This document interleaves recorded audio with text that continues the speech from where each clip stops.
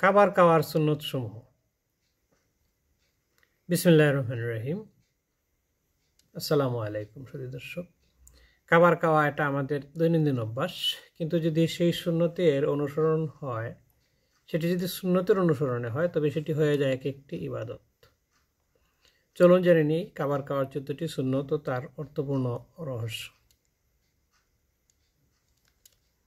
খাবারের আগে উভয় হাত কবজি পর্যন্ত ধোয়া, এতে পরিচ্ছন্নতা বজায় থাকে এবং এটি নবীজির প্রিয় অভ্যাস ছিল।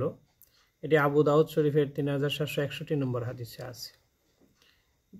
2 নম্বর হচ্ছে দস্তরখান বিছিয়ে খাওয়া। সম্মানজনকভাবে খাবার পরিবেশন করলে তাতে বরকত আসে। এটি আছে সহিহ বুখারীতে 5386 নম্বর হাদিসে। 3 নম্বর হচ্ছে যে খাবার শুরু করার আগে উচ্চস্বরে বিসমিল্লাহ বলা। উচ্চস্বরে বিসমিল্লাহ বলা। নবী করিম সাল্লাল্লাহু আলাইহি ওয়াসাল্লাম বলেছেন, যে ব্যক্তি বিসমিল্লাহ না বলে খায়, শয়তান তার সঙ্গে খায়। এটি সহিহ বুখারীর 5376 নম্বর হাদিস। 4 নম্বর হচ্ছে ডান হাতে খাওয়া। রাসূল সাল্লাল্লাহু আলাইহি ওয়াসাল্লাম বলেছেন, তোমরা ডান হাতে খাও, কারণ শয়তান বাম হাতে খায়। সহিহ বুখারী 5376 নম্বর আয়াত 76 নম্বর হাদিস। 5 নম্বর হচ্ছে একসাথে খাওয়ার সময় নিজের সামনে থেকে খাওয়া।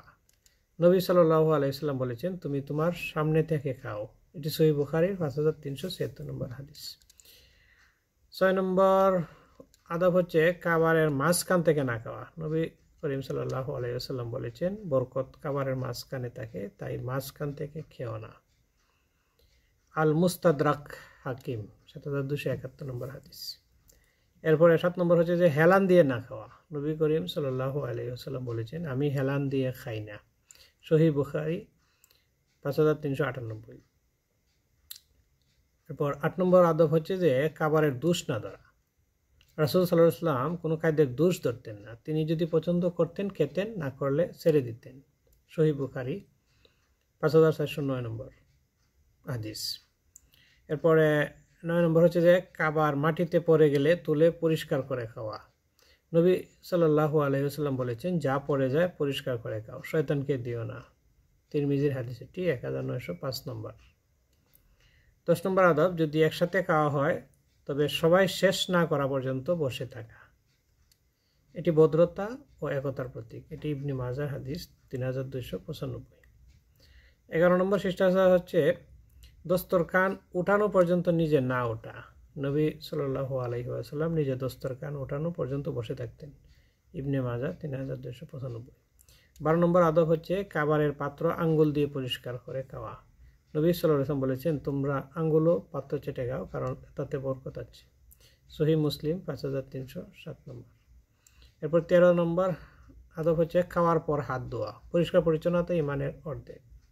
আবু দাউদ 3761। 14 নম্বর আদব হচ্ছে খাওয়ার পর মুখ কুলি করা। এটি শুধু পরিচ্ছন্নতাই নয়, বরং সুগন্ধ ও স্বাস্থ্য রাখারও একটি উপায়। এটি সহিহ বুখারীর 5455 নম্বর হাদিস। ছিল তো রাসূল সাল্লাল্লাহু আলাইহি ওয়াসাল্লামের জীবন ছিল পূর্ণ আদব শৃঙ্খলার এক অনন্য দৃষ্টান্ত। তিনি খাবার খেতেন বিনয়ে, কৃতজ্ঞতার সঙ্গে, আর বলতেন, যে ব্যক্তি আল্লাহর দেওয়া রিজিকে কৃতজ্ঞ চিত্তে গ্রহণ করে, তার খাওয়া দাওয়াও ইবাদত হয়ে যায়। তাই আসুন আজ থেকে আমরা খাওয়া দাওয়াকেও ইবাদতে পরিণত করি, সুন্নতের আলোয় জীবনকে সাজিয়ে তুলি। বায়ানুস সুন্নান নামে একটি বই আছে, আপনারা এই বইটা কিনতে পারেন। অনেক আমাদের লাইফস্টাইলের সব ক্ষেত্রে কোন কাজ কীভাবে করলে সুন্নত হয় সেটা সুন্দর বর্ণনা করা আছে। ধন্যবাদ এতক্ষণ আমার কথা মনোযোগ দিয়ে শ্রবণ করার জন্য। দেখা হবে পরবর্তী কোনো ভিডিওতে ইনশাআল্লাহ।